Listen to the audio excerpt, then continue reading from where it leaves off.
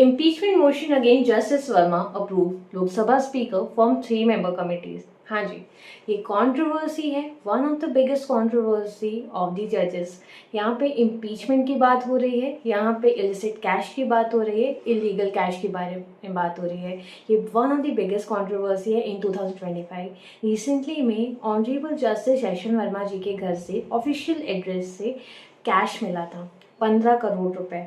And जब ये photographs and videos जब इंस्टाग्राम फेसबुक हर जगह वायरल हुए तो पब्लिक में क्या था, आउटरीच था ना। अगर ये सारी कंट्रोवर्सीज होंगी तो क्या सुप्रीम कोर्ट इसमें इंटरफेयर नहीं करेगी? बिल्कुल करेगी। अब सुप्रीम कोर्ट ने इंटरफेयर किया।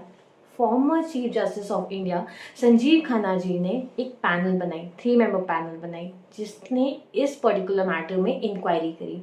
अब इस इंक्वायरी का रिजल्ट क्या निकल के आया? इसमें जस्टिस वर्मा को गिल्टी माना गया ऑफ मिसकंडक्ट। आफ्टर दिस जब संजीव खन्ना जी को इंटरनल रिपोर्ट सबमिट करी गई थी by the internal means committee के द्वारा या पैनल के द्वारा, उन्होंने रिकमेंडेशन किसको लिख दिया? सेंट्रल गवर्नमेंट को रिटन फॉर्मेट में रिकमेंडेशन कर दिया for the impeachment motion. Now in सारी इंक्वायरीज को, इंटरनल रिपोर्ट्स को चैलेंज किया ऑनरेबल जस्टिस यशवंत वर्मा जी ने सुप्रीम कोर्ट में।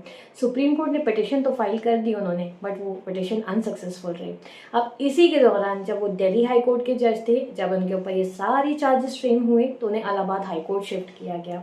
अब इलाहाबाद हाई कोर्ट जाने के बाद भी क्या ये कंट्रोवर्सी एंड हो गई? बिल्कुल नहीं हुई ये कंट्रोवर्सी एंड। अब 145 members of the Lok Sabha and 50 members of the Rajya Sabha ने मेमोरेंडम, एमपीज ने मेमोरेंडम दिया, क्लियरली साइन किया एंड बोला कि इम्पीचमेंट मोशन इनके खिलाफ होना ही चाहिए।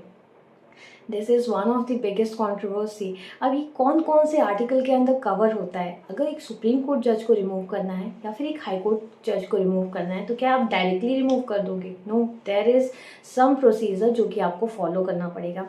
Article 124 clause 4 and article 124 clause 5 of the Indian constitution supreme court के जजेस को रिमूव करने के प्रोसेस को बताता है।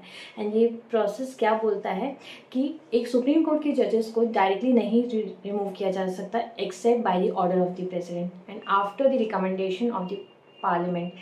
ठीक है, ये है फॉर द सुप्रीम कोर्ट जज। आर्टिकल 217 एंड आर्टिकल 218 में हाई कोर्ट जजेस के रिमूवल के लिए क्लियरली प्रोसेस डिफाइन है।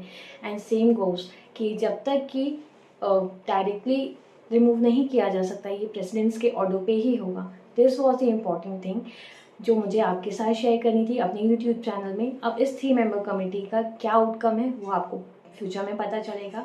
बस stay tune with me with my channel on YouTube. आप मुझे इंस्टाग्राम एंड फेसबुक में फॉलो कर सकते हैं। आप नोटिफिकेशन बेल को प्रेस करना मत भूलिएगा क्योंकि आपको इंपॉर्टेंट अपडेट्स तभी